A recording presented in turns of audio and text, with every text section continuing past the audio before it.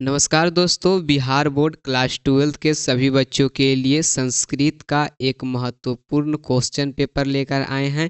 इस वीडियो में यह क्वेश्चन पेपर 2026 के लिए बहुत ज़्यादा ही महत्वपूर्ण होने वाला है।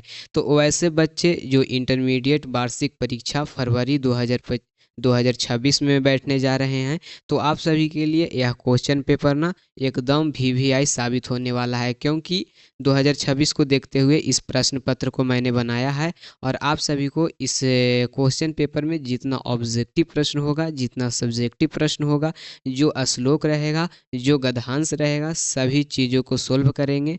और इसका यहाँ पर पीडीएफ भी आपको कहाँ मिलेगा वह भी आपको बताएंगे। तो आप सभी अगर नए होंगे तो चैनल को ज़रूर से ज़रूर सब्सक्राइब कीजिएगा, क्योंकि आपको पता ही होगा संस्कृत का बेहतरीन तैयारी यहाँ पर कराया जाता है।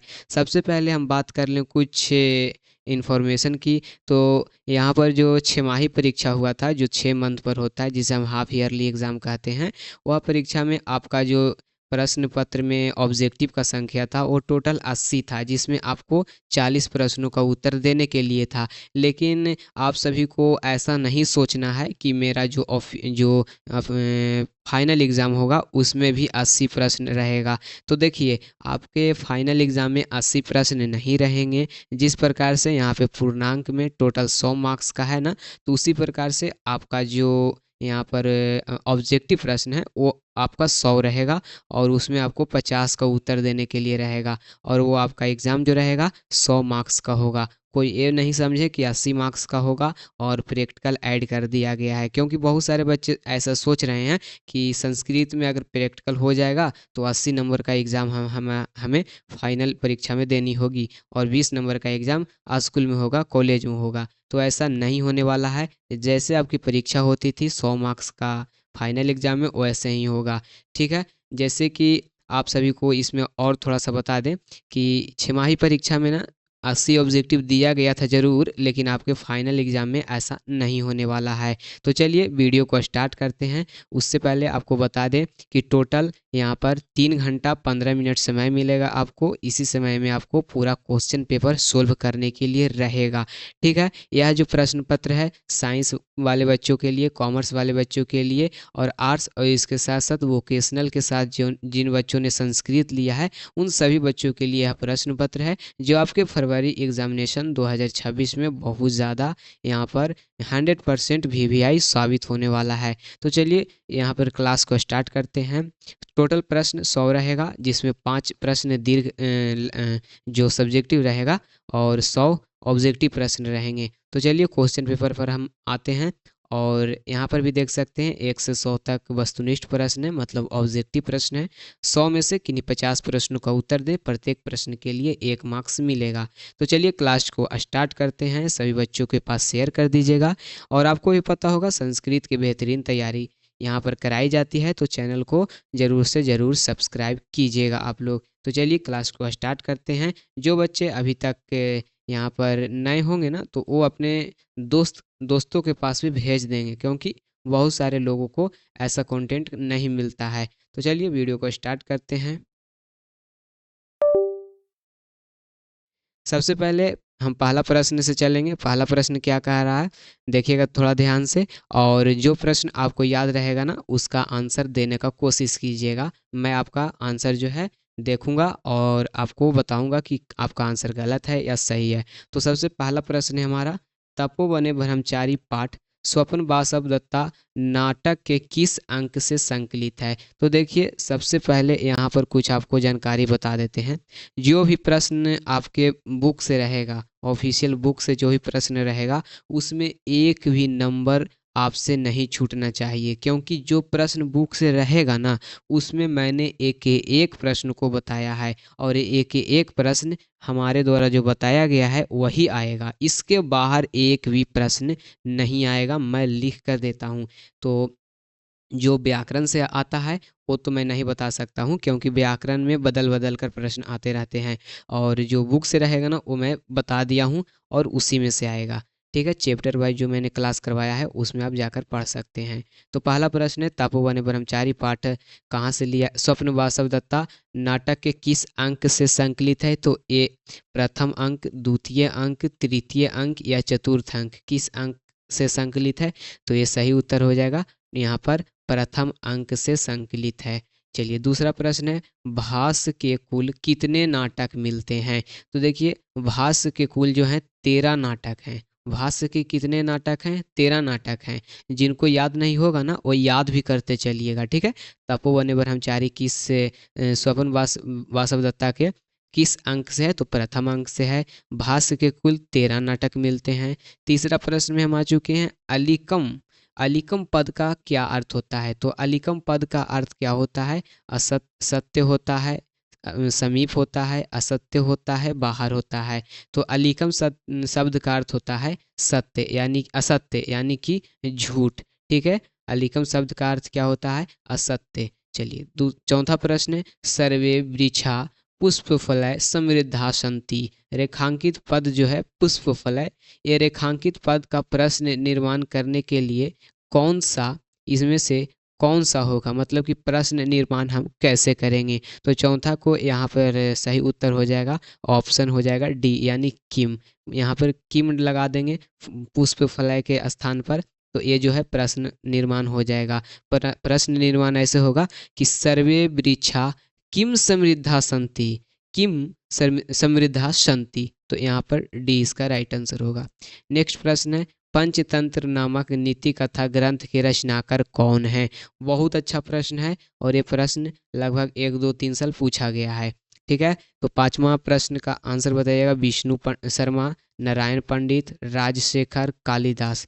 तो पंचतंत्र के जो लेखक हैं या रचयिताकार हैं वो उनका नाम है विष्णु शर्मा, ठीक है। विष्णु शर्मा जो हैं पंचतंत्र के लेखक हैं। पांचवा का सही उत्तर ये हो जाएगा। इसके बाद आगे देखेंगे, श्रेयस्करी स्वस्थिति पाठ पंचतंत्र के किस खंड से लिया गया है? पंचतंत्र के लेखक हैं विष्णु शर्मा और विष्णु शर्मा के जो पंचतंत्र है उससे एक पाठ संकलित है, उससे एक पाठ लिया गया है जिसका नाम है श्रेयस्करी स्वस्थिति। इस पाठ में किस अंक से लिया गया, या जो पाठ है किस अंक से लिया गया है? तो यह लिया गया है ऑप्शन डी लब्ध प्रणाश, लब्ध प्रणाश ऑप्शन डी हो जाएगा। नेक्स्ट प्रश्न है सातवां प्रश्न, जलपंथी पद का अर्थ क्या होता है? जलपंथी पद का अर्थ होता है बोलती हुई। जलपंथी मतलब होता है बोलती हुई, ठीक है। चलिए आठवां प्रश्न है, भूमि आवरणम कथ्यते।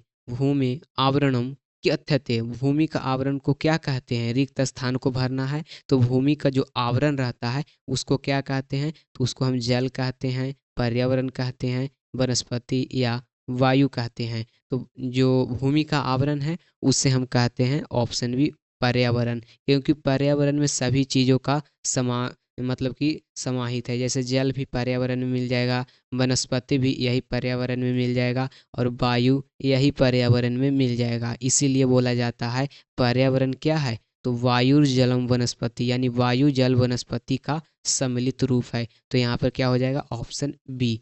नेक्स्ट प्रश्न है नौवां प्रश्न, रिक्त स्थान भूतानी पूज्यते शम। रिक्त स्थान की पूर्ति करें, करने का कहने का अर्थ ये हो गया यहाँ पर कि यहाँ पर जो रिक्त स्थान है यहाँ पर क्या भराएगा? तो भूतानी पूज्यते शम, कितने भूतों की पूजा किया जाता था? कितने भूतों के? तो टोटल 5 यानी 5 भूतों की पूजा की जाती थी, ठीक है। तो नौमा का राइट आंसर बी होगा।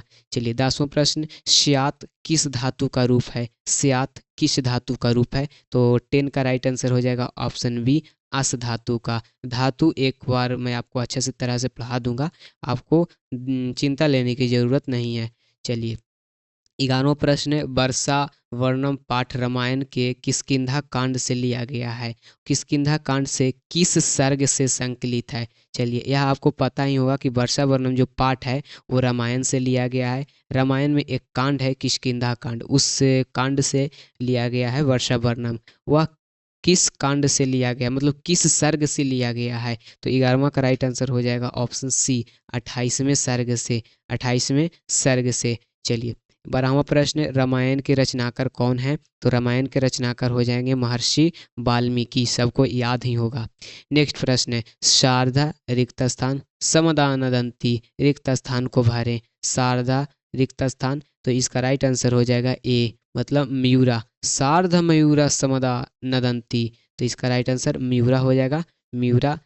ठीक है, तो मयूरा मतलब हो गया मोर। चलिए 14वां प्रश्न है, न्यायालय दृश्यम पाठ मृच्छ कटिकम नामक प्रकरण के किस अंक से संकलित है? जो न्यायालय दृश्यम पाठ है वो मृच्छ कटिकम नामक प्रकरण के किस अंक से लिया गया है न्यायालय दृश्यम?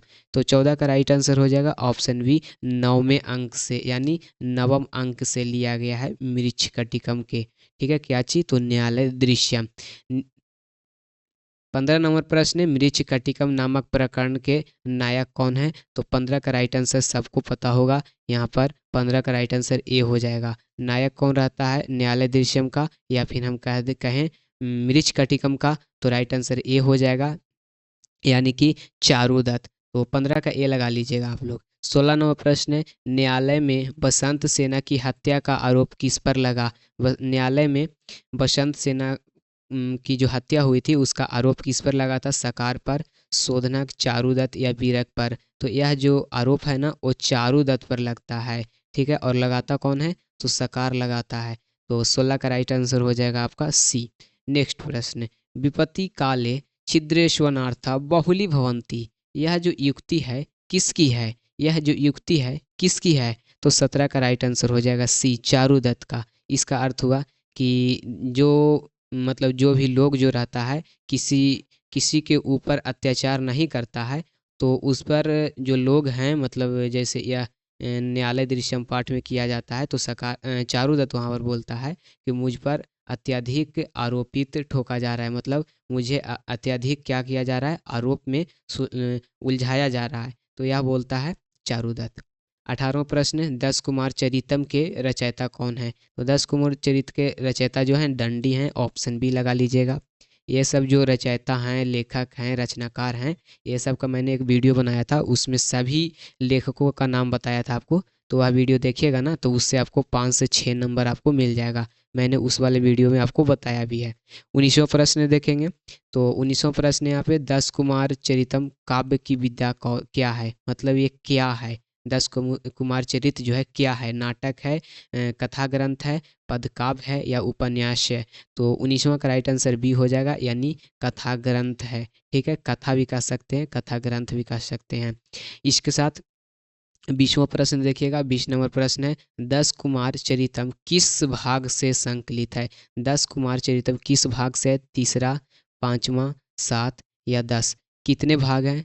10 कुमार जो चरित है कितने भागों में विभक्त है? माफ कीजिएगा, कितने भागों में विभक्त है, ऐसा प्रश्न किया जा रहा है। तो 20 का राइट आंसर हो जाएगा ऑप्शन ए, यानी कि 3 भागों में विभक्त है 10 कुमार चरित। चलिए नेक्स्ट प्रश्न, 11वां प्रश्न, सोमदत्त की माता कौन थी? तो सोमदत्त की माता थी ऑप्शन सी, गौरी थी। सोमदत्त की माता कौन थी? गौरी थी। चलिए इसके साथ अगला प्रश्न है, जीवनस्य रिक्त स्थान पुरुषार्थ संति, जीवन में कितने पुरुषार्थ होते हैं? रिक्त स्थान को भरना है। तो जीवन में ना टोटल कितने पुरुषार्थ होते हैं? टोटल यहाँ पर 4 पुरुषार्थ होते हैं। तो रिक्त स्थान को हम पूर्ति करेंगे चत्वारः भरकर, यानी जीवनस्य चत्वारः पुरुषार्थ संति। ठीक है, 4। इसके साथ 23वां प्रश्न, अर्थशास्त्र के रचनाकार, सबको पता है कि अर्थशास्त्र के जो रचनाकार हैं वह हैं विष्णुगुप्त, यानी कि कौटिल्य, जिन्हें हम चाणक्य बोलते हैं। तो अर्थशास्त्र के कौटिल्य हैं, 23 का राइट आंसर बी हो जाएगा। 24वां नंबर प्रश्न देखिएगा, बिहार के सारण प्रदेश में कौन रहते थे? बिहार के जो सारण प्रदेश है उसमें वहाँ कौन रहते थे? तो यहाँ पर देखिएगा ध्यान से, मंडन मिश्रेन, याज्ञवल्क्य, गौतम या वातस्यायन रहते थे। तो इसका राइट आंसर हो जाएगा महर्षि गौतम रहते थे, ऑप्शन सी, बिहार के सारण प्रदेश में, ऑप्शन सी। 24 का राइट आंसर सी हो जाएगा। तो इसी के साथ 25वां प्रश्न में हम आ चुके हैं, परोपकारा पाठ कहाँ से संकलित है? परोपकार पाठ कहाँ से संकलित है? तो 25 का राइट आंसर नीति शतक से संकलित है, जिसके जो रचनाकार हैं वो भर्तृहरि हैं। कौन है? तो भर्तृहरि हैं। चलिए 26 नंबर प्रश्न है, रिक्त स्थान को दानेन विभाति, दान देने से किसकी शोभा होती है? दानेन विभाति, दान देने से किसकी शोभा होती है? रिक्त स्थान को भरना है। तो बताइए, दान अगर आप दीजिएगा तो किस चीज़ की शोभा होती है? जल की, पानी की, श्रोतम की या फिर कर्ण की? तो 26 का राइट आंसर हो जाएगा बी, यानी कि पानी। पानी मतलब होता है हाथ, यानी कि अगर आप दान देते हैं तो दान देने से हाथ क्या होता है? शोभा देता है। नेक्स्ट प्रश्न देखेंगे, दिनकर पद का अर्थ क्या होता है? तो सूर्य को ना हम दिनकर भी बोलते हैं, ठीक है। ऐसे जो छठ पर्व का जो गाना होता है उसमें देखिएगा तो दिनकर का भी नाम आता है, अर्थात कि सूर्य का मतलब नाम आ रहा है। तो ऐसे भी आप दिमाग लगा सकते हैं, सूर्य इसका सही उत्तर होगा। 28वां प्रश्न है, मालविका अग्निमित्रम नाटक के रचनाकार कौन है? मालविका अग्निमित्रम, तो देखिए यह जो है कालिदास का बहुत ही एक मतलब प्राचीन नाटक है। तो 28 का सही उत्तर हो जाएगा ऑप्शन डी, कालिदास, ठीक ना। कालिदास का यह नाटक है मालविका अग्निमित्रम। चलिए 29 नंबर प्रश्न है, अग्निमित्रम किस वंश के शासक था? अग्निमित्रम किस वंश का शासक था? तो देखिए 29 का राइट आंसर हो जाएगा ऑप्शन डी, शुंग वंश का शासक था। पूछा जाएगा अगर आपसे कि शुंग वंश का राजा कौन था? प्रथम राजा तो पुष्पमित्र शुंग था, और पुष्पमित्र शुंग जो था, पुष्पमित्र शुंग, उसी का एक पुत्र था जिसका नाम था अग्निमित्र, ठीक है। तो यह यहाँ से दिमाग मतलब याद कर सकते हैं, ठीक है। तो अग्निमित्र किस वंश का था? शुंग वंश का। शुंग वंश का राजा था पुष्यमित्र शुंग, उसका बेटा था अग्निमित्र शुंग। चलिए 30वां प्रश्न है, आचार्य गणदास और हरदत्त के मध्य विवाद का समाधान किसने किया? किसने किया था? तो आपको पता ही होगा, राजा रहते हैं वो कहते हैं कि मैं इस विवाद का समाधान नहीं करूंगा, क्योंकि जो रानी हैं, दोनों रानी हैं, वो समझेगी कि जो ये राजा हैं वो पक्षपात कर रहे हैं और एक रानी को अत्यधिक प्रेम करते हैं, और इससे जो ना मतलब पक्षपात हो जाएगा। इसीलिए राजा कहते हैं कि यह जो कार्य है, जो समाधान का कार्य है, यह कौन करेगी? तो यह करेगी कौशिकी। तो राइट आंसर हो जाएगा 30 का राइट आंसर बी, कौशिकी करती है राजा के आह्वान पर। नेक्स्ट प्रश्न 31वां प्रश्न, सर्वधर्म सम्मेलन कब हुआ था? बताइएगा, सर्वधर्म सम्मेलन कब हुआ था? तो मैंने जब चैप्टर 10 पढ़ाया था, 10वां चैप्टर, तो उसमें मैंने बताया था आपको कि 31 का राइट आंसर क्या होगा? ऑप्शन बी, 1893 में। अब छोटा डेट आपको बताना है किस तिथि को यह हुआ था, ठीक है। कमेंट में मैं आपको देखूंगा। तो सर्वधर्म सम्मेलन कब हुआ था? 1893 में। छोटा तिथि क्या है आप लोग बताइएगा। साहित्यकार रोमारोला जो थे वो किसका वृत्तांत नहीं लिखे हैं? किसका वृत्तांत नहीं लिखे हैं? कौन? तो रोमारोला। तो देखिए ध्यान से यहाँ पे देखिएगा, क्योंकि रोमारोला जो है ना वो रामकृष्ण परमहंस के जीवन वृत्ति लिखे हैं, महात्मा गांधी के भी लिखे हैं और विवेकानंद का भी लिखे हैं। तो यहाँ पर जो ऑप्शन सी है प्रताप चंद्र, ये प्रताप चंद्र जो थे, इनका कोई भी जीवन वृत्ति जो है वो रोमारोला ने नहीं लिखा है। तो आपका राइट आंसर सी होगा, यहाँ पर नहीं है, ध्यान देकर देखिएगा, ठीक है। 33 नंबर प्रश्न है, धर्मपाल किस देश के बौद्ध प्रतिनिधि थे? तो मैंने आपको बताया था 33 का राइट आंसर क्या हो जाएगा? ऑप्शन बी, यानी कि श्रीलंका के बौद्ध प्रतिनिधि के रूप में कौन थे? तो धर्मपाल गए थे। चलिए अगला प्रश्न देखेंगे। 34 नंबर प्रश्न, उद्भिज परिषद पाठ वृक्षों की सभा में वक्ता कौन था? वक्ता कौन था उद्भिज परिषद में? उद्भिज परिषद में जो वक्ता रहता है कौन था? वट था मतलब वृक्ष था, या आमलकी था, या फिर शालमकी था, या फिर अश्वत्थ था? तो इसका राइट आंसर सी हो जाएगा, यानी अश्वत्थ, यानी कि हम कहते हैं इसे घोड़ा। इसका यहाँ पर संस्कृत नाम है अश्वत्थ और इसको हम हिंदी में घोड़ा कहते हैं। तो घोड़ा ही जो था वो क्या था यहाँ पर? अश्वत्थ का अर्थ जो होता है घोड़ा नहीं होता है, ठीक है ना। तो इसका राइट आंसर हो जाएगा सी, ठीक है। अश्वत्थ का अर्थ घोड़ा नहीं मानिएगा, ठीक है। तो 34 का राइट आंसर क्या हो जाएगा?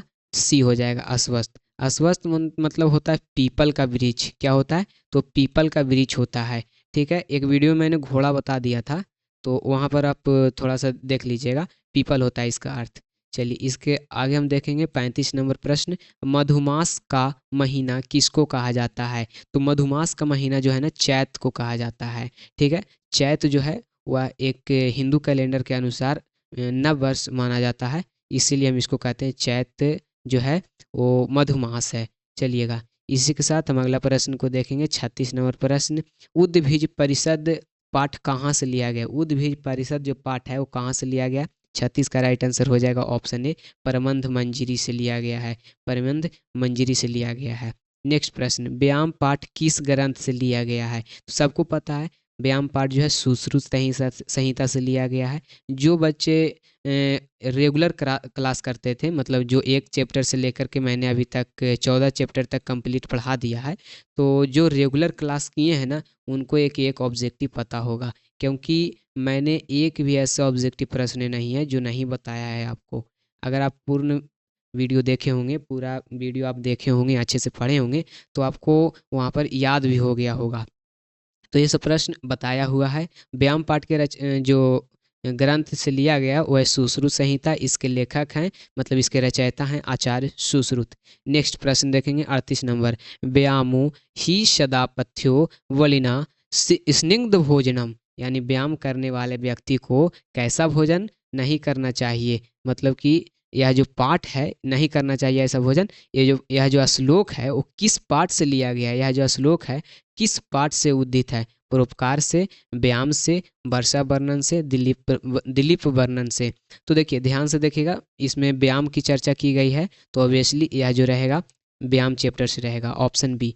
नेक्स्ट प्रश्न देखेंगे 39 नंबर प्रश्न है, व्यायाम कुर्वता विरुद्धम भोजनम अपि परिच्यते। व्यायाम कुर्वता विरुद्धम भोजनम अपि परिच्यते, रेखांकित पद में निम्नलिखित में कौन सा होगा? रेखांकित पद में अगर प्रश्न निर्माण करते हैं तो यहाँ पर विरुद्धम के पास कौन सा शब्द भरा जाएगा? तो 39 का राइट आंसर देखेंगे तो इसका सही उत्तर होगा ऑप्शन ए, ऑप्शन ए किम, या फिर हम कथ भी लगा सकते हैं, यानी कथम भी इसमें लगा सकते हैं ना, तो प्रश्न निर्माण हो जाएगा।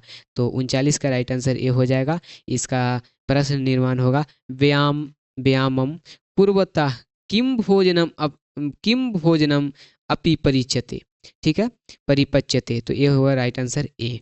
इसके साथ हम चलेंगे 40 नंबर प्रश्न में, पाटलिपुत्र का श्रेष्ठी कौन था? तो पाटलिपुत्र का जो श्रेष्ठी था वो था चंदन दास, ऑप्शन डी लगा लीजिएगा इसका। चलिए इसके साथ 41 नंबर प्रश्न में हम आ चुके हैं। मुद्रा राक्षस नामक नाटक के रचनाकार कौन है? मुद्रा राक्षस, ये प्रश्न बहुत अच्छा है, बहुत बार पूछा गया है। 41 का राइट आंसर बी हो जाएगा। मुद्रा राक्षस के जो लेखक हैं वो हैं विशाख दत्त। नेक्स्ट प्रश्न देखिएगा, अत्याद्रा शंकणीय, यह किसका युक्ति है? अत्याद्रा शंकणीय यह जो है इसका युक्ति है, तो 42 का राइट आंसर हो जाएगा ए, चंदन दास का। चंदन दास जब दरबार में आता है ना, जो मैंने बताया था आपको चाणक्य और चंदन दास का संवाद वाले चैप्टर में, जब चंदन दास आता है चाणक्य के पास तो वहाँ पर बोलता है अत्यादर शंकनीय, ठीक है, यह युक्ति उसी का है, चंदन दास का। तो यह इसका राइट आंसर ए हो जाएगा। 43 नंबर प्रश्न देखिएगा, ज्ञान सागर पद का अर्थ क्या होता है? तो ज्ञान सागर पद का अर्थ जानना है तो यह चैप्टर मैंने 2 दिन पहले ही पढ़ाया है, जाकर पढ़ सकते हैं। इसका राइट आंसर होगा ऑप्शन डी, पुस्तकालय। ज्ञान सागर जहाँ पे ज्ञान का भंडार हो, पूरा सागर हो, ठीक है ना, जैसे सागर में पानी रहता है वैसे ही जहाँ ज्ञान का सागर हो, उसी प्रकार से पुस्तकालय में ज्ञान का सागर रहता है। तो हम इसका यहाँ से पकड़ सकते हैं। इसका राइट आंसर डी होगा 43 का। नेक्स्ट प्रश्न है 44 नंबर, निर्धनता समम दुखम सत्संगति सम सुखम च, यानी निर्धनता के समान दुख नहीं है और सत्संगति के समान कोई सुख नहीं है, मतलब खुशी नहीं है। यह किसकी युक्ति है? तो यह कहा था तुलसीदास ने। तुलसीदास ने यह कहा था ज्ञान सागर वाले चैप्टर में कि अगर आप गरीब हैं ना तो इससे बड़ा कोई दुख नहीं है, और अगर आप किसी के संगत में हैं, किसी के रिलेशन में हैं, तो इससे बड़ा कोई सुख नहीं है। चलिए 45 नंबर प्रश्न है, अद्भुत सम्मेलने रिक्त स्थान दर्शयति, ठीक है, अद्भुत सम्मेलने सत्य सम्मेलने रिक्त स्थान दर्शयति, रिक्त स्थान पर एक शब्द डालकर इसमें पूर्ति करें। तो इसका राइट आंसर हो जाएगा 45 का यहाँ पर ऑप्शन सी, यानी पुस्तकालयम। इसका पूर्ण जो क्या बनेगा ये? तो अद्भुतम सम्मेलनम पुस्तकालय दर्शति, अद्भुत सम्मेलन है जो पुस्तकालय दर्शाता है। पुस्तकालय क्या दर्शाता है? तो एक अद्भुत सम्मेलन दर्शाता है पुस्तकों का।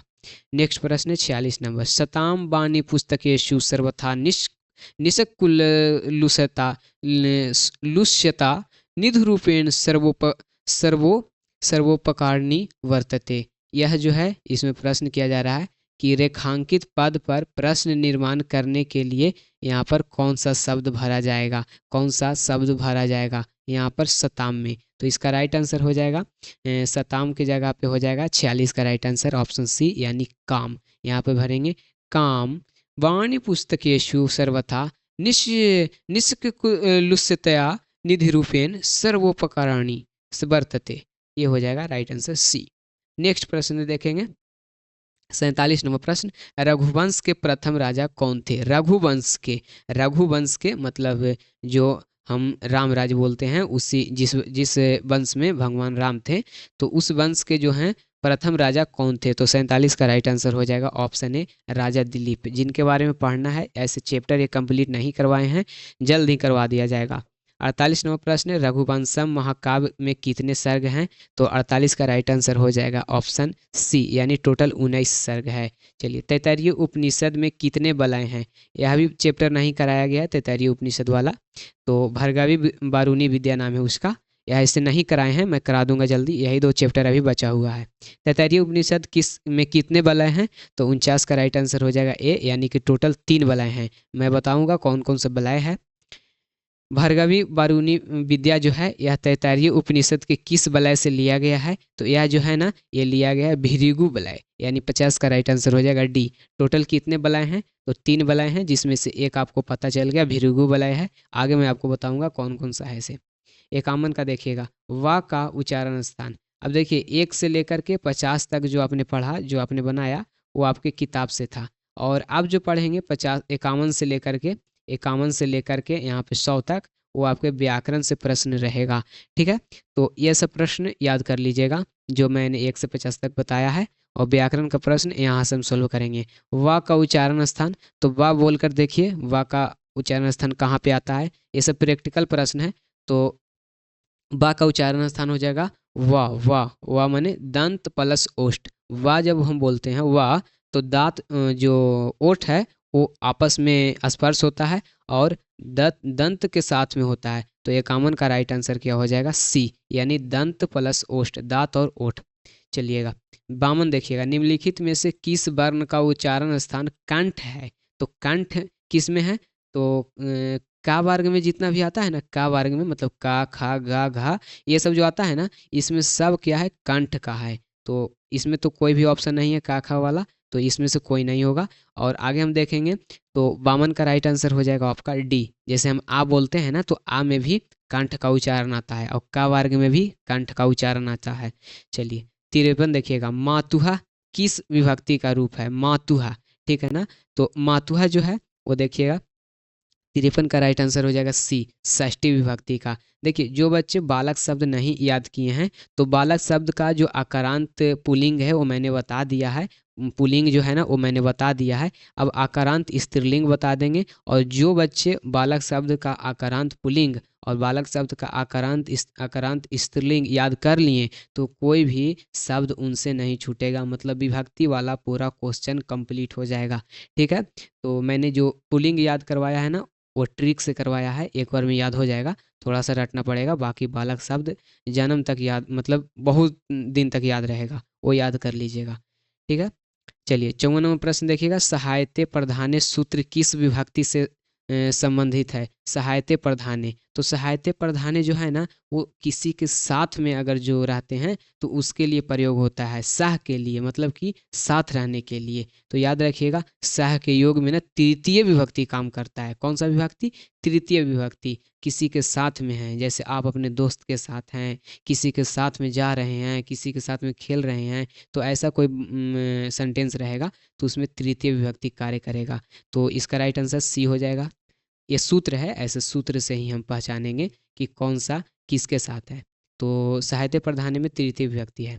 चलिए, क्री धातु लोट लकार मध्यम पुरुष एक वचन का रूप। क्री धातु पूछा जा रहा है, क्री के लोट लकार के मध्यम के एक वचन, तो 55 का राइट आंसर हो जाएगा ऑप्शन सी यानी कुरु हो जाएगा। क्या हो जाएगा? कुरु हो जाएगा। चलिए नेक्स्ट प्रश्न देखेगा, मति शब्द का एक में मति शब्द का तृतीय विभक्ति एक वचन, मति शब्द का तृतीय विभक्ति एक वचन हो जाएगा यहाँ पर मत्या। क्या हो जाएगा? मत्या। तो 56 का राइट आंसर हो जाएगा बी मत्या। नेक्स्ट देखेंगे इतः प्लस इतः, इतः प्लस इतः बराबर क्या होगा? तो इतः प्लस इतः की संधि क्या होगी? तो 57 का राइट आंसर सी होगा इतस्ततः, इतस्ततः। ठीक है, तो सी लगा लीजिएगा इसका। गतम पद का कौन सा प्रत्यय होगा? गतम पद में कौन सा प्रत्यय होगा? सत्री प्रत्यय होगा, सानच्य, कतवतु या कत प्रत्यय होगा? तो 58 का राइट आंसर जो हो जाएगा सही उत्तर ऑप्शन डी हो जाएगा, कत प्रत्यय। गतम में कत प्रत्यय होगा 58 का डी। नेक्स्ट प्रश्न है राघवा, राघवा पद का कौन सा, पद में कौन सा प्रत्यय है? राघवा पद में कौन सा प्रत्यय है? ठक प्रत्यय, अण प्रत्यय, ईणी प्रत्यय या मतूप प्रत्यय? तो 59 का राइट आंसर बी हो जाएगा अण प्रत्यय। देखिएगा जो ऐसा शब्द रहेगा जैसे राघवा या मानवा, ऐसा या फिर पाठ का, ऐसा कोई अगर जो शब्द रहेगा तो उसमें अण प्रत्यय रहेगा, याद रख लीजिएगा। राघवा, मानवा ऐसे कुछ रहेगा। तो चलिए 60वां प्रश्न है यथाशक्ति में कौन सा समास है? यथाशक्ति, यथाशक्ति में कौन सा समास है? बहुत ही भिविया प्रश्न है और इसका राइट आंसर हो जाएगा बी यानी अव्ययी भाव समास। अव्ययी भाव समास बहुत ज़्यादा पूछा जाता है, तो अव्ययी भाव समास का जो भी उदाहरण रहेगा ना एकदम रट कर चले जाइएगा आप अपने एग्जाम में, बहुत ज़्यादा भिविया है ये। चलिए नेक्स्ट प्रश्न है गए प्लस इका की संधि क्या होगी? मैं जो संधि वाला वीडियो आपके लिए लाया था, जो उसमें अच्छे से संधि बताया था, परिभाषा बताया था, उस परिभाषा को तो आपने याद किया ही होगा। जो उदाहरण दिया था मैंने एग्जाम्पल के तौर पर, वो सब याद कर लीजिएगा। उसमें मैंने गौ प्लस इक बताया था आपको, तो गए प्लस इक है, सॉरी, गए प्लस इक की संधि क्या होगी? तो इसमें हो जाएगी क्या होगी? गायिका, ऑप्शन ए। तो 61 का राइट आंसर ए हो जाएगा गायिका। नेक्स्ट देखिएगा मुनि भी तफा, रिक्त स्थान को भरे, मुनि भी तफा। तो 62 का राइट आंसर डी हो जाएगा कर्णियम, मुनि भी तपह कर्णियम। चलिए 63 नंबर प्रश्न देखिएगा अभ्युदय में कौन सा उपसर्ग है? तो अभ्युदय में क्या हो जाएगा? अभि प्लस उदय, अभ्युदय हो जाएगा। तो 63 का राइट आंसर ए हो जाएगा यहाँ पर। चलिए नेक्स्ट प्रश्न, नेक्स्ट प्रश्न देखिएगा 64 नंबर प्रश्न शताब्दी में कौन सा समास है? शताब्दी, शताब्दी मतलब यहाँ पे जनसंख्या, मतलब संख्या की बात हो रहा है ना, तो जहाँ पे भी संख्या की बात हो जाएगा उसमें हो जाएगा ऑप्शन सी द्विगु समास। नेक्स्ट देखेंगे बालक शब्द का तृतीय विभक्ति एक वचन। देखिए साक्षात बालक शब्द का रूप पूछ दिया गया है, तो जो भी बच्चे वो वीडियो देखे होंगे बालक शब्द वाला उनको याद हो गया ही होगा। तो बालक शब्द की तृतीय में एक वचन मैंने ट्रिक से वो वाला याद करवाया है। तो तृतीय में एक वचन क्या होगा? 65 का सही उत्तर क्या होगा आपको? तो 65 का सही उत्तर हो जाएगा आपका सी बालकेन, ठीक ना, बालकेन। तो इसका राइट आंसर बालकेन हो जाएगा तृतीय विभक्ति के एक वचन में। चलिए संप्रदान कारक में कौन सी विभक्ति होती है? संप्रदान कारक में, संप्रदान कारक में कौन सी विभक्ति होती है? तो कर्ता ने कर्म को कारण से संप्रदान के लिए, ये चौथा नंबर में आता है कारक में। कारक भी मैंने बताया आपको, वो वीडियो भी मिल जाएगा आपको, चैनल पर देख लीजिएगा। तो कर्ता ने कर्म को कारण से संप्रदान के लिए कितना स्थान पर आया? चौथा स्थान पर आया संप्रदान। तो चतुर्थी हो जाएगा ऑप्शन सी, 66 का राइट आंसर सी हो जाएगा। चलिए अगला देखिएगा 67 नंबर प्रश्न दशानन में कौन सा, दशानन में कौन सा समास है? तत्पुरुष है, द्विगु है, अव्ययी भाव है या बहुव्रीहि है? दशानन जिसका 10 सिर हो, वह व्यक्ति जिसका 10 सिर हो। तो 67 का राइट आंसर डी हो जाएगा बहुव्रीहि। दशानन कहने का अर्थ है ना कि एक ऐसा व्यक्ति है जिसका 10 सिर है, और ऐसा अगर किसी के बारे में कहा जाता है तो याद रखिएगा उसमें बहुव्रीहि समास हो जाएगा। ठीक है, तो दशानन में बहुव्रीहि हो जाएगा। 67 का क्या हो जाएगा? डी। नेक्स्ट देखेंगे यहाँ पर अगला प्रश्न 68 नंबर संस्कार में पद में कौन सा उपसर्ग है? ये प्रश्न बहुत बार पूछा गया है, संस्कार में कौन सा उपसर्ग है? तो इसका राइट आंसर हो जाएगा यहाँ पर, इसका राइट आंसर 68 का राइट आंसर हो जाएगा ऑप्शन बी सम हो जाएगा, स अधम्मा। ठीक है, चलिए बहुत बार पूछा गया है, इसको वीवीआई करके आप याद कर लीजिएगा। नेक्स्ट प्रश्न साधु शब्द के चतुर्थी विभक्ति के एक वचन, साधु शब्द के चतुर्थी विभक्ति के एक वचन में क्या होगा? तो इसका 69 का राइट आंसर हो जाएगा यहाँ पर ऑप्शन सी साध्वी हो जाएगा। ठीक है, साध्वी हो जाएगा। हसी चा किस संधि का सूत्र है? हसी चा, तो ये देखिए याद रख लीजिए एक बार में विसर्ग संधि। ठीक है, विसर्ग संधि का ये सूत्र है। तो 70 का राइट आंसर हो जाएगा सी। मुनि इमो में कौन सी संधि है? मुनि इमो में कौन सी संधि है? तो देखिए इसमें जो है ई प्लस ई बनता है और हर्षई ई बराबर दीर्घाई हो रहा है, मतलब ई प्लस ई बराबर यहाँ पर दीर्घाई ई हो रहा है, दीर्घाई ई हो रहा है ना, तो जिससे क्या बनेगा? मुनि इमो बनेगा, मुनि प्लस इमो बनेगा। ठीक है, तो ये हो जाएगा दीर्घ संधि। कौन सा हो जाएगा? दीर्घ, ऑप्शन डी। नेक्स्ट देखिएगा, आस आशेवत। आशेवत किस लकार का रूप है? आशेवत किस लकार का रूप है? लट लकार, लोट लकार, लिरिट या फिर लड लकार। तो आशेवत जो है ना 72 का राइट आंसर हो जाएगा ऑप्शन डी, यानी लड लकार का रूप है। नेक्स्ट देखिएगा, परछ्यामी किस धातु में कौन सी धातु है? ठीक है, परछ्यामी में कौन सी धातु है? पक्ष धातु है, परच्छ धातु है, पा या पिब धातु है? देखिएगा, तो 73 का राइट आंसर हो जाएगा ऑप्शन बी, परच्छ धातु है।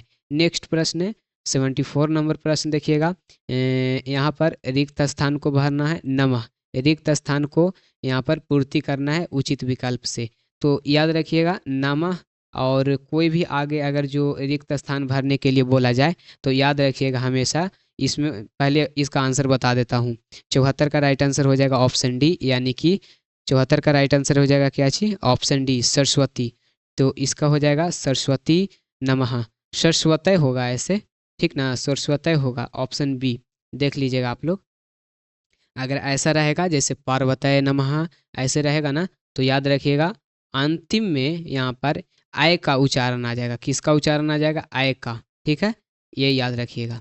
नेक्स्ट प्रश्न 75 नंबर, निक्सा अव्यय के योग में, ये प्रश्न पूछा गया है बहुत बार, निक्सा के योग में कौन सा विभक्ति काम करेगा? तो 75 का राइट आंसर हो जाएगा यहाँ पर बी, यानी द्वितीय विभक्ति। निक्सा के योग में द्वितीय विभक्ति।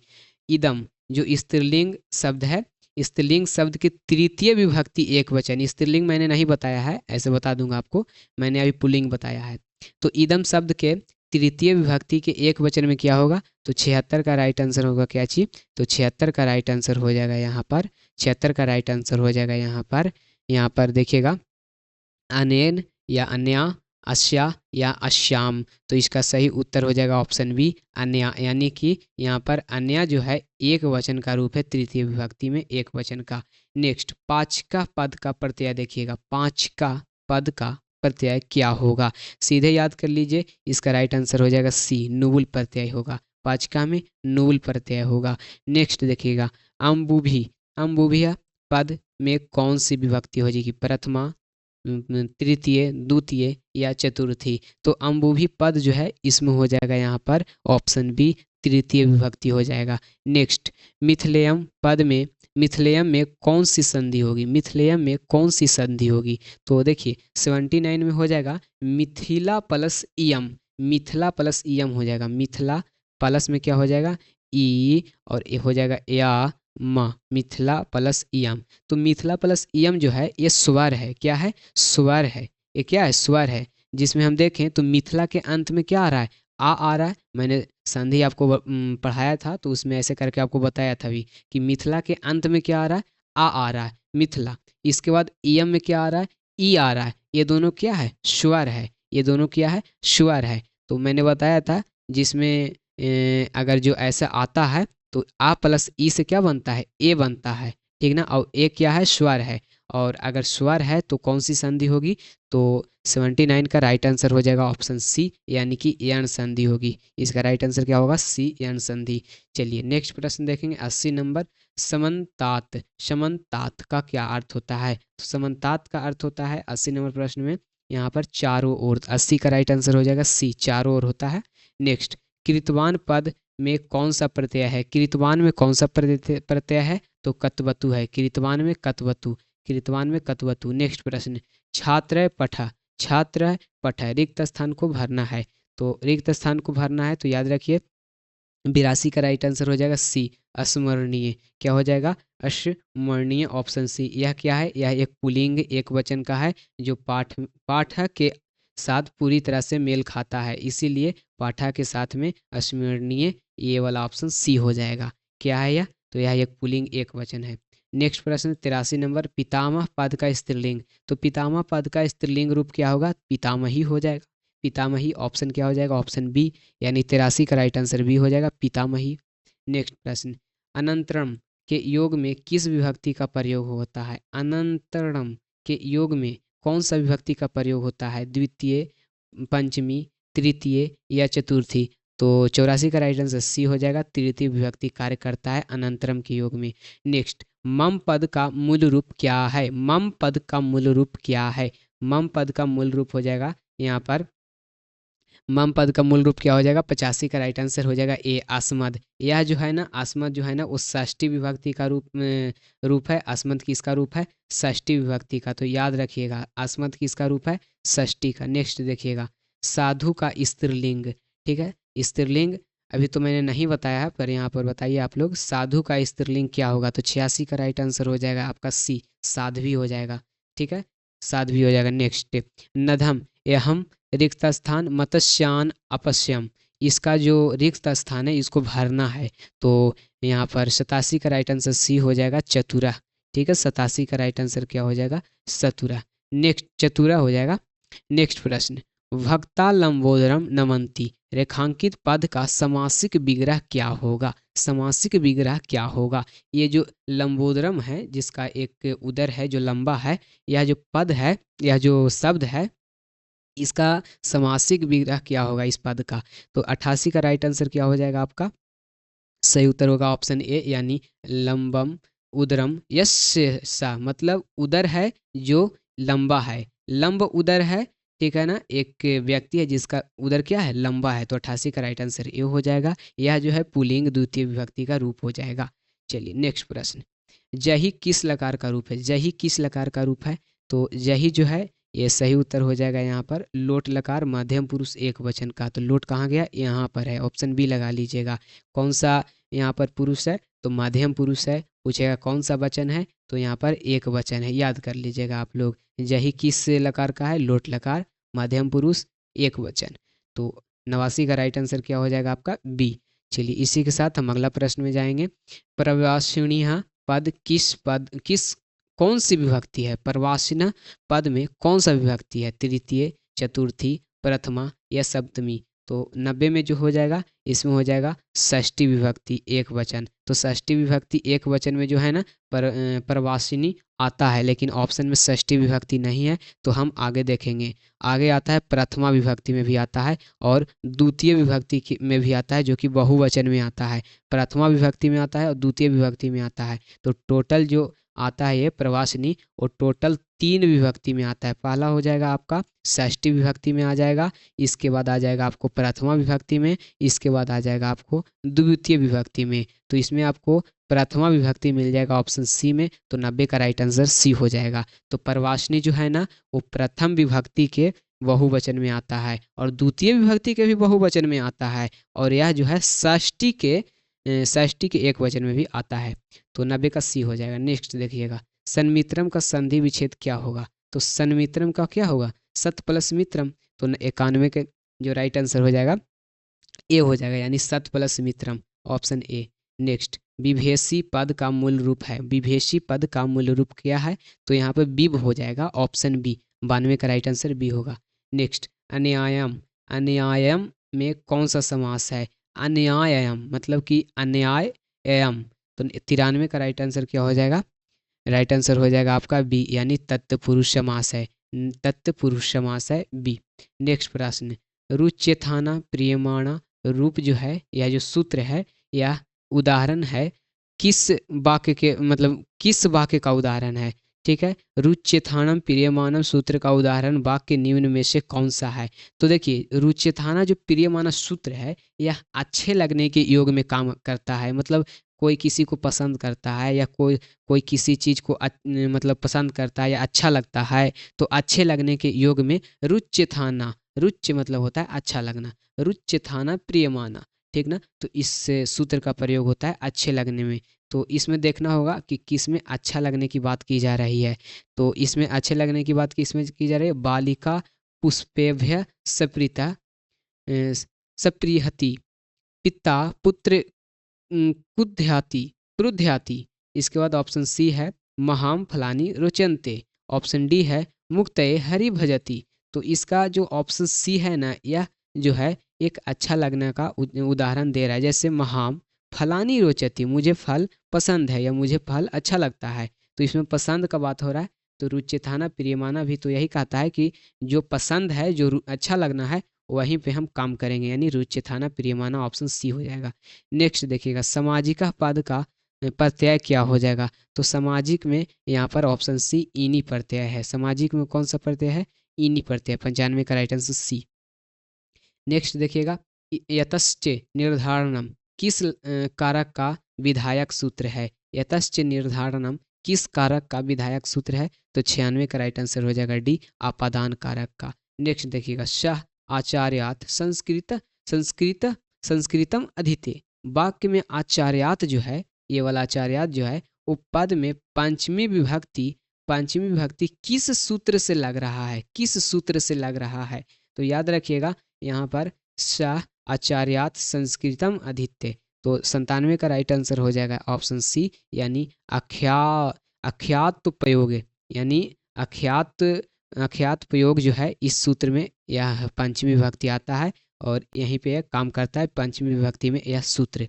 नेक्स्ट देखिएगा, मैंने सूत्र का एक वीडियो बनाया भी था, अगर नहीं देखे हैं तो कोई दिक्कत नहीं है, मैंने नया वीडियो बनाकर अपलोड करने ही वाला हूं, तो आपको दिक्कत नहीं लेना है। चलिए 98वां प्रश्न, शिक्षिका में कौन सा स्त्री प्रत्यय है। तो शिक्षिका में कौन सा स्त्री प्रत्यय हो जाएगा, ऑप्शन सी टाप प्रत्यय हो जाएगा। शिक्षिका रहे, बालिका रहे या फिर कोई भी रहे, अगर स्त्री प्रत्यय पूछा जाएगा और शिक्षिका जैसा शब्द रहे तो याद रखिएगा उसमें टाप प्रत्यय होगा। नेक्स्ट प्रश्न, रिक्त स्थान है और पूछ रहा है कि परीक्षायाम अहम प्रथमा स्थान प्रप्तवान, रिक्त स्थान को भरना है। तो इसका राइट आंसर हो जाएगा 99 का बी, यानी वार्षिकायाम परीक्षायाम अहम प्रथमम स्थानम प्रप्तवान। तो राइट आंसर बी लगा लीजिएगा। 100वां प्रश्न, बालक द्वयम रिक्त स्थान को भरना है आपको इसमें। 100वां का राइट आंसर बी हो जाएगा, गच्छता, बालक द्वयम गच्छता। चलिए नेक्स्ट प्रश्न हम देखेंगे। तो इसके बाद 100 प्रश्न मैंने जो था वो टोटल आप सभी को बता दिया है। अब हम चलते हैं सब्जेक्टिव प्रश्न में। सब्जेक्टिव प्रश्न बहुत VVI है, यहाँ से आप लोग याद कर लीजिएगा। पहला प्रश्न है, लावण का नाम ग्रामः कुत्र आसीत्। दूसरा प्रश्न, कः त्रैलोक के दीप अस्ति। तीसरा प्रश्न है, वृक्षरोपणम कदा कर्तव्यम।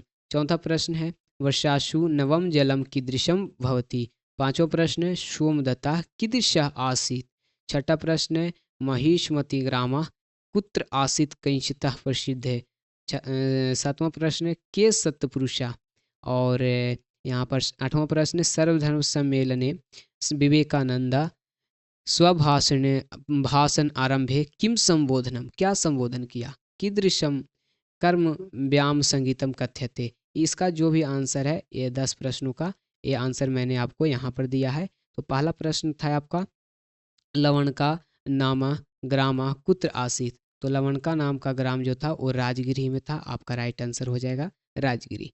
नेक्स्ट देखिएगा, कह त्रैलोक दीप अस्ति, किसे तीनों त्रैलोक यानी तीनों लोकों का दीप कहा जाता है। तो सूर्य को कहा जाता है। तीसरा प्रश्न है, वृक्षारोपणम कदा कर्तव्यम, वृक्षारोपण कब करना चाहिए। तो वृक्षारोपणम वर्षा काले आरंभ है, यानी वर्षा काल के शुरुआत में। वर्षासु नवम जलम कीदृश भवति, वर्षा का नया जल क्या होता है। तो पर्वत और धातु ताम्र जैसे जो चीज होते हैं उससे आता है, पर्वत धातु ताम्रम भवति। चलिए जहाँ पे प्रश्न करता है ना वहाँ पे आपको आंसर को डालना है। जैसे कदा कर्तव्यम, तो वर्षा काले कर्तव्यम। इसके बाद कह त्रैलोक दीप, तो सूर्य त्रैलोक दीप, ऐसे आपको बनाना है। पांचवा प्रश्न है, सोमदत्त कीदृश आसीत। तो सोमदत्त एक उदार चरित्र व्यक्ति रहता है, तो उदार चेता आसीत। चलिए छठा प्रश्न, महिष्मति ग्राम कुत्र आसीत कैंचिता। तो महिष्मति ग्राम जो है मिथिलायाम आसीत, अत्र मंडल मिश्रेण सह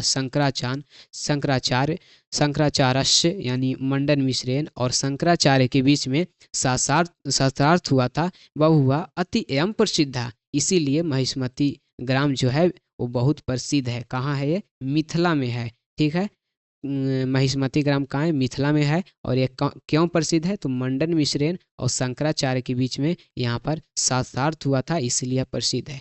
ये सत्पुरुष कौन है, तो परोपकार लगना सत्पुरुष है, जो परोपकार में लग्न है वो सत्पुरुष है। 8वां प्रश्न है, सर्वधर्म सम्मेलने विवेकानंद स्वभाषणे आरंभे किम संबोधनम कृतवान, यानी विवेकानंद ने क्या संबोधन किया था भाषण के शुरुआत में, तो उन्होंने बोला था भ्रातश्च इति संबोधने, ठीक है ना, स्वसारो भ्रातश्च इति संबोधने, यानी स्वसारो यानी सभी भाइयों एवं बहनों को संबोधन किया था। चलिए 9वां प्रश्न, कीदृश कर्म व्यायाम संगीतम कथ्यते, कीदृश व्यायाम कीदृश कर्म व्यायाम संगीतम, तो इसका राइट आंसर हो जाएगा शरीर आय शरीरम कर्म व्यायाम संगीतम कथ्यते। 10वां प्रश्न है, प्राप्ते ब्रह्म प्राप्ति कति साधनी संति, ब्रह्म प्राप्त करने के लिए कौन सा कितने साधन करना चाहिए, तो ब्रह्म प्राप्ते षड साधनानी संति, यानी टोटल 6 साधन करना चाहिए। नेक्स्ट प्रश्न हम देखेंगे, तो चलते हैं प्रश्न पत्र में। यहाँ तक 10 प्रश्न का उत्तर मैंने आपको बता दिया है, आप कॉपी कलम लेकर अगर बैठे हुए हैं ना तो लिख सकते हैं। दूसरा प्रश्न है, दूसरा प्रश्न में टोटल 10 आपको वाक्य दिया जाएगा, शब्द दिया जाएगा और इन शब्दों को वाक्य में प्रयोग करना है। तो टोटल 10 में से कुछ शब्द को मैंने यहाँ पर वाक्य में प्रयोग करके आपके लिए लाया है।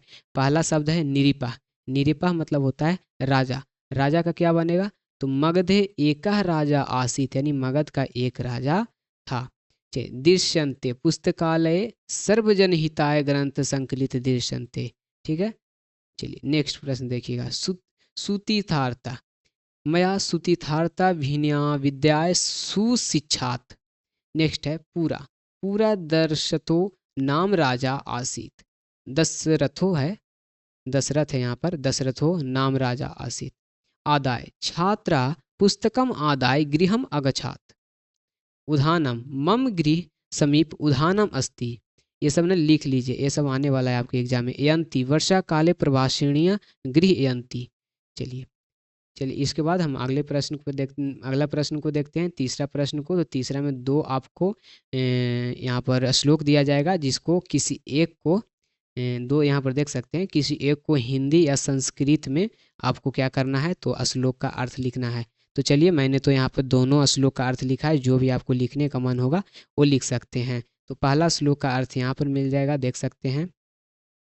पहला श्लोक है क्या चीज, तो सबसे पहले हम पहला श्लोक को देखते हैं। पहला श्लोक है यहाँ पे, भवंती नाम्रस्त्रवा फलोदगमय, ये जो श्लोक है ये परोपकार पाठ से लिया गया है, क्योंकि परोपकार पाठ जब पढ़िएगा तो उसमें बताया गया है कि जब फल होता है ना बड़ा, मतलब जब फल जो बड़ा हो जाता है तो वह पृथ्वी के नीचे जैसे झुकने लगता है, उसी प्रकार से जो बादल होते हैं तो बादल में जो पानी होता है वो बरसात करने लगता है। उसी प्रकार से जो सज्जन व्यक्ति रहते हैं ना, वो भी अपने कार्य को अच्छे जगह पे लगाते हैं। तो देखिए अर्थ यहाँ पे बताया गया है कि यह एक संस्कृत श्लोक है जो भर्तृहरि की नीति शतक से लिया गया है, जिसका अर्थ है जिस प्रकार फल लगने पर वृक्ष नम्र हो जाते हैं, मतलब नीचे झुक जाते हैं, और पानी से भरा बादल भी धरती की ओर झुक जाता है, ठीक उसी प्रकार से परोपकारी सज्जन व्यक्ति भी संपत्ति मिलने पर अभिमानी नहीं होते बल्कि उदार होते हैं, क्योंकि परोपकार ही स्वभाव होता है, क्योंकि परोपकार जो उनका क्या है, स्वभाव है। अब श्लोक का एक एक अर्थ यहाँ पे बताया है मैंने। भवंती नाम्रस्त्रवा फलोदगमय, इसका अर्थ होता है कि वृक्ष पर फल लगने से वे नम्र हो जाते हैं, यानी झुक जाते हैं। नवाम भी भूत भिद्रु रिम लविनो घना, ये जो इसका अर्थ हो गया, नए जल से भरे हुए बादल भी पृथ्वी पर जल बरसाने के लिए नीचे आ जाते हैं। अनुधता सतपुरुष समृद्ध भी, यानी अच्छे सज्जन व्यक्ति समृद्ध आने पर भी उदार यानी कहने का अर्थ है कि उदार व्यक्ति, जो व्यक्ति रहते हैं अहंकारी या फिर घमंडी, ऐसे व्यक्ति नहीं बनते हैं। उद्वत यानी अहंकारी या फिर घमंडी व्यक्ति नहीं बनते हैं। स्वभाव एवैस परोपकारिणी नाम, यानी ऐसे व्यक्ति और यह व्यक्ति परोपकारी लोगों का स्वाभाविक गुण है। ऐसे क्या है, स्वभावी लोग मतलब परोपकारी लोगों का गुण है, यहाँ पर भी अर्थ बताया गया है। चलिए तो ये वाला अर्थ जो है ना यहाँ पर लिखा गया है, यहाँ से लेकर यहाँ तक, इसको आप लोग याद कर लीजिएगा, श्लोक का अर्थ यही है। चलिए इसके बाद दूसरा श्लोक है, क्विंचित प्रकाशम क्विंचित प्रकाशन नभम प्रकीर्णा बुंधरा परिकीर्ण आमुम विभाति। यहाँ पर थोड़ा सा देख लीजिएगा आप लोग, श्लोक का पहला यहाँ पर जो शब्द रहता है ना वो सब आप याद कर लीजिए, बाकी आपको वहाँ पर जब एग्ज़ाम में बैठिएगा तो आपको पता चल जाएगा कि किसका अर्थ क्या होता है। चलिए, इसके साथ जो ये वाला अर्थ है इसका अर्थ यहाँ पर आपको मिल जाएगा। ये वाला अर्थ पीडीएफ में नहीं है, ऐसे मैं आपको बता दूंगा। चौथा देखिएगा, चौथा में यहाँ पर संस्कृत में निबंध लिखने के लिए रहेगा किस एक विषय पर, तो मैंने अस्माकम देश पर लिख करके आपको बताया है। अस्माकम देश का मिल जाएगा यहाँ पर आपको, अस्माकम देशः भारतवर्ष अस्ति, हमारा देश भारत है। और भारत प्राचीन महान देश अस्ति, अस्य देशस्य नाम भारतम विदेशु अपि उल्लेखितम् अस्ति। और आगे बताया गया है, अस्माकं देशे विविध धर्मा भाषा संस्कृत च सन्ति, यद्यपि सर्वे अपि भारतीय एकत्वेन सन्ति वसन्ति। तो इस प्रकार से यह जो अस्माकं देश का जो अनुच्छेद है इस प्रकार से लिखा गया है। तो इसको ना आप लोग पीडीएफ जब मिलेगा अपने कॉपी में उतार सकते हैं। चलिए, इसके बाद पांचवा प्रश्न है। पांचवा प्रश्न में कितना प्रश्न है, तो टोटल 8 प्रश्न है। 8 में से कितना प्रश्न का उत्तर देना है, 4 प्रश्न का उत्तर देना है। तो चलिए, मैंने सभी प्रश्नों का उत्तर यहाँ पे दे दिया है। पहला प्रश्न क्या कर रहा है, पहला प्रश्न कर रहा है कि व्यायाम पाठ का कोई एक श्लोक लिखना है और शुद्ध शुद्ध लिखना है और उसका अर्थ लिखना है। तो मैंने व्यायाम पाठ का एक श्लोक लिखा है यहाँ पे, शरीराय सजनम कर्म व्यायाम संगीतम। ये जो श्लोक है, मैं देखिए हमेशा कहता हूँ कि श्लोक का जो पहला पंक्ति है उसे रट लीजिए और याद कर लीजिए, और उसी से ना आप लोग इसका भावार्थ जो है वो याद रखिए। क्योंकि जब आप पूरा श्लोक याद कीजिएगा, ऐसा श्लोक तो लिखने के लिए रहेगा नहीं, श्लोक याद कीजिएगा पूरा तो फिर आपको बहुत सारा श्लोक याद करना पड़ेगा। ठीक है, तो ज़रा सा श्लोक का हिंस याद कर लीजिए हिंट लेने के लिए, और उसके बाद पूरा भावार्थ याद कर लीजिए इसका। तो मैंने ऐसा ही किया है। जो कर्म, जैसे इसका अर्थ क्या होता है सुनिएगा यहाँ पर, जो कर्म शरीर को परिश्रमी कराता है वही व्यायाम कहलाता है। व्यायाम करने से शरीर सर्वत्र पुष्ट और बलवान स्वस्थ बनता है तथा अंगों में लचक और सहज सुख का अनुभव होता है। यही इसका अर्थ है। अगर इसका शब्द के साथ अर्थ खोज रहे हैं तो यहाँ पे है शरीर आयास जनन कर्म, यानी ऐसा कार्य जिससे शरीर को परिश्रम या फिर आयास मिलता है उसे हम व्यायाम कहते हैं। तो इस प्रकार से याद कर सकते हैं। पूरा श्लोक पढ़ने की जरूरत नहीं है, बस जरा सा याद करिए। इसके बाद दूसरा प्रश्न है, ज्ञान सागर पाठ का सार लिखें। ज्ञान सागर पाठ का सार आपको यहाँ पर मैंने नहीं बताया, इसलिए क्योंकि 2 दिन पहले ही ज्ञान सागर पाठ मैंने पढ़ाया है, उसमें सारांश बताया था, देख लीजिएगा जाकर। तीसरा प्रश्न है, राजा दिलीप के प्रशासनिक गुणों का उल्लेख कीजिए। तो राजा दिलीप के प्रशासनिक गुण यहाँ पर दिया गया है। सबसे पहला है धर्मपालक, धर्म का पालन करने वाले वह व्यक्ति थे। इसके बाद दूसरा है प्रज्वल वत्सला, वह जो व्यक्ति थे वह यहाँ पर दुखम स्वदुखम अनुभव, मतलब दुख और सुख के साथ रहते थे। न्यायप्रिय राजा थे, सभी के साथ में वह न्यायप्रिय थे। दिलीपा सदैव न्यायप्रिय निर्णयम ददाती, सभी मतलब हमेशा वो न्यायप्रिय निर्णय देते थे और पक्षपात कभी नहीं करते थे। नेक्स्ट चौथा देखिएगा, चौथा पॉइंट क्या है, कृषि प्रेमी ते कृषि गोपालनम वन संरक्षणम च विशेषण, यानी कि यह जो है कृषि मतलब कृषि प्रेमी भी थे और यहाँ पर गौ पालन भी करते थे और वन का रक्षा भी करते थे। और गो रक्षणे विशेष प्रेमी अस्ति, यानी कि गौ मतलब कि गाय की रक्षा करने के लिए विशेष थे। नेक्स्ट है पांचवा सैन्य संग्रह, सैन्य संग्रह में भी एक अच्छे राजा उभरे हैं। छठा है धर्मपरायण, ठीक है, यह जो है स्वयं के लिए त्यागशील सत्यनिष्ठा च आसन, इतना चीज सत्यनिष्ठा वाले और त्यागशील वाले व्यक्ति हैं। और सातवां है लोक कल्याणकार, जो भी काम किए थे राजा दिलीप पाठ में, वो मैंने ऐसे चैप्टर तो मैंने नहीं पढ़ाया है लेकिन जल्द आपको बता दूंगा।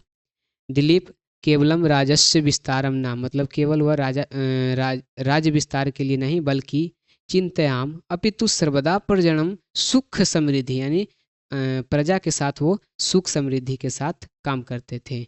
चलिए इसके साथ आगे ये जो है ना आंसर, ये संस्कृत में मैंने दिया है, आप लोग हिंदी में भी लिख सकते हैं, कोई दिक्कत नहीं है। चलिए अगला प्रश्न है, सर्वधर्म सम्मेलन पाठ में वर्णित विवेकानंद के उपदेश लिखे। तो सर्वधर्म पाठ में जो संकलित है उसका उपदेश यहाँ पे है। स्वामी विवेकानंद ने सन 1893 में अमेरिका के शिकागो नगर में जो धर्म सम्मेलन हुआ था उसमें भाषण दिया, उसका उपदेश निम्नलिखित है। चलिए उपदेश को हम देखते हैं और आगे आपको बताते हैं। पहला में है सभी धर्म का सम्मान। यह एक ऐसे व्यक्ति थे जो अमेरिका के मंच पर खड़ा होकर के सभी धर्मों का क्या किए थे, पालन किए थे। स्वामी विवेकानंद ने कहा सभी धर्म मानव कल्याण के लिए ही बने हैं। दूसरा है धार्मिक सहिष्णुता। उन्होंने बताया कि भारत प्राचीन काल से सहिष्णुता और सबको अपनाने की भूमि में रहे हैं। यहाँ हिंदू, बौद्ध, जैन, मुस्लिम, पारसी, ईसाई सभी धर्म समान रूप से रहते हैं। तीसरा है यहाँ पर धर्म का असली अर्थ। धर्म का असली क्या अर्थ है वह भी बताया है। चौथा है एकता और बंधुत्व, जैसे कि किसी के साथ एकता और भाईचारा मतलब बंधुत्व के साथ रहना चाहिए। दुनिया में यही जो आदेश है और यही संदेश है वही देना चाहिए, वही बताया है। पांचवा में है भारत का गौरव। यह जरूर है जो कि मैंने आपको चैप्टर में भी बताया था कि भारत का नाम हुआ था अमेरिका के समाचार पत्रों में। आगे देखिएगा, आगे प्रश्न है कौन सा है, आगे बिहार राज्य के संस्कृत कवियों का परिचय पूछा जा रहा है। तो बिहार राज्य के कुछ संस्कृत जो कवि हैं उसका नाम यहाँ पर है। पहले कवि हैं विद्यापति ठाकुर। तो विद्यापति ठाकुर जो है मिथिला के प्रसिद्ध कवि थे, संस्कृत मैथिली दोनों भाषा जानते थे और दोनों भाषा में रचना किए हैं ये। चलिए संस्कृत में इनकी प्रमुख कृति है लिंग काष्ट, इसके बाद है पुरुष परीक्षा। चलिए इसके बाद है भक्ति रस, श्रृंगार रस। अद्भुत कवि माने जाते हैं यह किस चीज़ का, तो भक्ति और श्रृंगार रस का। जानकी राजवंश के कवि। मिथिला प्राचीन काल में विद्या और दर्शन का केंद्र था, जहाँ जनक, नरेश, विदेह और याज्ञवल्क्य जैसे विद्वान ऋषि रहते थे। इनके दरबार में अनेक संस्कृत कवि और विद्वान मतलब पले हैं वहाँ पर। तीसरा है रामलोचन ठाकुर। चौथा है हरिनाथ झा। पांचवा है नूतन कालीन कवि। मतलब जो भी कवि हैं इनका यहाँ पर नाम लिख करके आप याद कर सकते हैं। चलिए इसके बाद अगला प्रश्न देखते हैं। अगला प्रश्न यहाँ पर न्यायालय दृश्यम पाठ के आधार पर चारुदत्त का चरित्र चित्रण करें। तो न्यायालय दृश्यम पाठ के आधार पर चारुदत्त का चरित्र चित्रण देखिए यहाँ पर किया गया है। चारुदत्त मृच्छकटिकम नाटक का एक प्रमुख पात्र है। वह ब्राह्मण कुल में जन्म हुआ, अत्यंत गुणवान, विद्वान और एक उदार व्यक्ति रहता है। कभी वह धनी था तो परंतु अपने दानशीलता और सदाचार और नैतिकता के कारण निर्धन हो गया। निर्धन कहने का अर्थ गरीब हो गया। उसका चरित्र सौंदर्य, करुणा, प्रेम, न्यायप्रियता और आत्म बलिदान जैसे गुण उसमें अभिव्यक्ति के रूप में सम्मिलित था। इसके कुछ विशेषताएं जैसे सच्चरित्र धर्मनिष्ठ, मतलब कि चरित्र सच्चा है और धर्मनिष्ठ व्यक्ति है। कौन? चारुदत्त। नेक्स्ट उदार और परोपकारी। यह जो है उदार व्यक्ति भी है, परोपकारी व्यक्ति भी है। प्रेम पुरुष, यह जो है वसंत सेना के साथ प्रेम करता है और वह एक प्रेमी व्यक्ति भी रहता है। न्यायप्रिय, जब वसंत सेना की हत्या का झूठा आरोप लगाया जाता है तब भी वह सत्य पर अडिग रहता है, मतलब कि सत्य पर यहाँ पर खड़ा रहता है और वह न्यायप्रिय है, यानी कि न्याय के बारे में बात करता है। पांचवा है सम्मान प्राप्त पात्र, मतलब यह एक ऐसा पात्र है जो इस चैप्टर में बहुत ज़्यादा सम्मानित किया जाता है, बहुत ज़्यादा सम्मान से इसका नाम लिया जाता है। और जो वहाँ पे अधिकारिक रहता है वो चारुदत्त को ना आर्य कह कर भी मतलब बोलता है। तो आर्य जिसको बोला जाएगा वो कम नहीं है, आचार्य आर्य। चलिए इसके साथ यह खत्म हो गया। इसके साथ नेक्स्ट प्रश्न हम जाते हैं। अगला प्रश्न है सच्चे मित्र का लक्षण पूछा जा रहा है। बहुत भीविया प्रश्न है। सच्चे मित्र का लक्षण क्या है? यह निम्नलिखित बताया गया। पहला, सुख दुख के साथ। सच्चा मित्र केवल सुख के साथ समय नहीं बल्कि दुख के साथ भी, संकट के साथ भी अगर जो आपके साथ है तो समझिए वह सच्चा मित्र है। निष्कपट व्यवहार, वह कभी कपट, छल या स्वार्थ से प्रेरित होकर मित्रता नहीं करता है, और अगर ऐसा करता है तो समझिए कि वह आपका सच्चा मित्र नहीं है। तीसरा, सच्ची सलाह। सच्चा मित्र हमें सदैव सही मार्ग दर्शन और सही सलाह देता है, वही आपका सच्चा मित्र है। भरोसेमंद, जो आप पर विश्वास करे, आप भी उस पर विश्वास करें, वह मित्र के रहस्यों को सुरक्षित रखे, जो ऐसा बात है जो किसी को बताए नहीं, वही आपका सच्चा मित्र है। निस्वार्थ भाव, सच्चा मित्र लाभ हानि की परवाह ना करके केवल स्नेह और अपनापन निभाता है, मतलब कि थोड़ा अपनापन निभाता है, उसी को हम कहेंगे सच्चा मित्र। तो ऐसा कोई व्यक्ति है तो समझिए आपको भी सच्चा मित्र मिल चुका है। चलिए नेक्स्ट प्रश्न हम देखेंगे। अगला प्रश्न गद्यांश है और इस गद्यांश को पढ़ करके उत्तर देना है। गद्यांश आप लोग पढ़ लीजिएगा, मैं आपको पीडीएफ देता हूँ। फिलहाल मैं इसका प्रश्न आपको बताता हूँ आपको। पहला प्रश्न है बने कह वसती सम। वन में कौन रहता था? तो वन में एक सिंह रहता था। यह जो गद है ना वो पढ़िएगा आप लोग, जैसे मैं यहाँ पे थोड़ा सा बता देता हूँ आपको। एक कश्मीने बने एक सिंह बसती सम। एक वन था उसमें एक सिंह मतलब शेर बसता था। एकदा सह वृक्षस से नीचे सुप्ता आसित। वह एक वृक्ष के नीचे सोता था। एक का मुस्का आगत तस्य शरीर इतस्य अनुत्य। तो ये जो गद है ना इसको पढ़ करके ना आपको यहाँ पर जो प्रश्न दिया गया है 5 प्रश्न है इसका उत्तर देना है। ठीक है, चलिएगा। तो पहला प्रश्न है बने एक कह बस्ती। तो वन में एक कौन रहता था? सिंह रहता था। सिंह कस से नीचे सुप्ते आसित। सिंह किसके नीचे सोता था? एक वृक्ष के नीचे सोता था। कह आगत्य तस्य शरीरे अनित्य, मतलब कौन आकर उसके शरीर पर नाचता है? तो चूहा आकर उसके शरीर पर नाचता है। वन राजा का आसित। वन का राजा कौन होता है? तो वन राजा सिंह रासित मतलब शेर। आह आह सत्य पदे कह लकार संति। आसत पद में कौन सा लकार है? तो आसत पद में लड लकार है। यहाँ पर व्याकरण भी पूछ दिया गया है। लड लकार भूतकाल का है। तो इस प्रकार से ना इस यहाँ जो मैंने बताया है आपको पीडीएफ भी मिल जाएगा, और जो मैंने इसमें बताया है एक प्रश्न VVI है, जो सब्जेक्टिव बताया है वो भी VVI है। या इसको ना याद कर लीजिएगा। तो आज के लिए इतना ही रहने देते हैं। ऐसे महत्वपूर्ण प्रश्न अब आपको मिलते रहेंगे। मिलते हैं नेक्स्ट वीडियो में। जो बच्चे वीडियो नहीं देखे हैं उनके पास से वीडियो शेयर कर दीजिएगा।